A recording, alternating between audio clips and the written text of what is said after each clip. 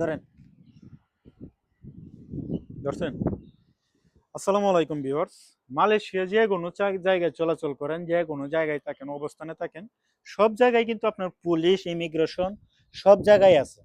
তো মালয়েশিয়াতে থাকতে গেলে বৈধতা ইমার্জেন্সি। যেমন ধরেন আমি দেখাই একটু, এদিকে দেখেন তো, ধরেন তো, এই যে এগুলা ভিসা পারমিট কার্ড ছাড়া যদি কেউ চলাচল করে তাকে ইমিগ্রেশন পুলিশ ধরতে বাধ্য। ভিসা ইমিগ্রেশন কার্ড যদি কারো কাছে না থাকে তাহলে তাকে পুলিশ ধরতে বাধ্য। এটাই হলো আপনার পারমিট কার্ড, আপনি সব জায়গায় যেখানে ইচ্ছা সেখানে চলাচল করবেন। কিন্তু এগুলো যদি না থাকে, মালয়েশিয়াতে হাইওয়ে অনেক রুট আছে, সব জায়গায় দেখবেন পুলিশ আপনার ভেরিফিকেশন করে এবং সব জায়গায় পুলিশের টহল দেয়, চেকপোস্ট বসায় যে কোনো হাইওয়ে রুট।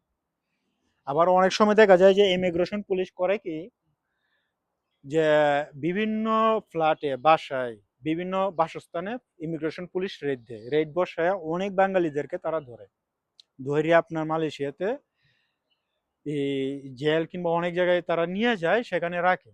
আর মালয়েশিয়ার জেল একেবারে করাও কঠিন। অন্যান্য দুই চার থেকে 10টা দেশের মতন ভাববেন না যে মালয়েশিয়াও সেম। জি না, এটা ভিন্ন, অনেক আলাদা। যারা মালয়েশিয়ার জেল কাটছে তারা নিজেদের মুখের স্টেটমেন্ট যে কতটুকু কঠিন। বাসি পচা খাবার আপনাকে দিবে, আপনি যদি এগুলা খাইতে পারেন তাও আবার দিনে 1 থেকে 2 বেলা, এক বেলা দেয় এরকম শুনলাম। এগুলাকাই আপনাকে বাঁচতে হবে। তো যারা মালয়েশিয়াতে অবৈধ থাকেন একটু সতর্ক হয়ে থাকবেন। আর অনেক লোক আছে যারা থাইল্যান্ড বা মালয়েশিয়া আসতে চায় ঢুকে। আবার অনেক যুবক আছে যারা মনে করে যে ট্যুরিস্ট বিষয় মালয়েশিয়াতে যাওয়ার পর সেখানে একটা কর্মসংস্থানের ব্যবস্থা করে নিব। ভাই, মালয়েশিয়াটা কিন্তু আপনি নিজের করে নিবেন না যে মালয়েশিয়াটা আপনার, সেখানে গেলে কোনো কিছু হবে না। মালয়েশিয়াতে যদি আপনি একটা ময়লা ফেলান ওইটার জন্য আপনার জেল জরিমানা আছে। মালয়েশিয়ার রাস্তায় একটা ময়লা ফেললেও 10,000 রিঙ্গিত জরিমানা, যেটা বাংলায় 3 লক্ষ টাকার উপরে। এবং 6 মাসের জেলও হয়। যে জেল একেবারে কঠিনও করা, আপনি 2 দিন থাকলে মনে করবেন যে আপনার 20 বছর, 2 বছর এরকম লাগবে। অনেক লোক আসে এরকম ট্রিটমেন্ট দিচ্ছে।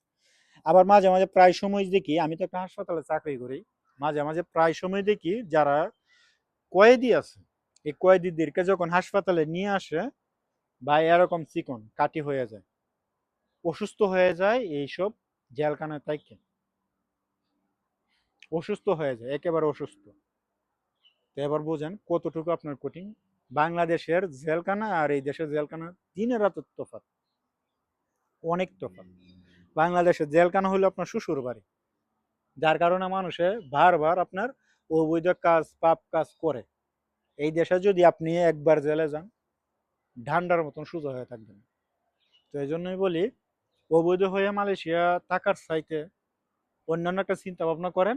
আর যারা চাইতেছেন যে কর্মের তাগিদে মালয়েশিয়াতে আসতে, ট্যুরিস্ট বিষয় এসে মালয়েশিয়াতে যারা চাইতেছেন সেটেল হয়ে থাকবেন, আমি আমার পক্ষ থেকে মনে করি এটা অসম্ভব।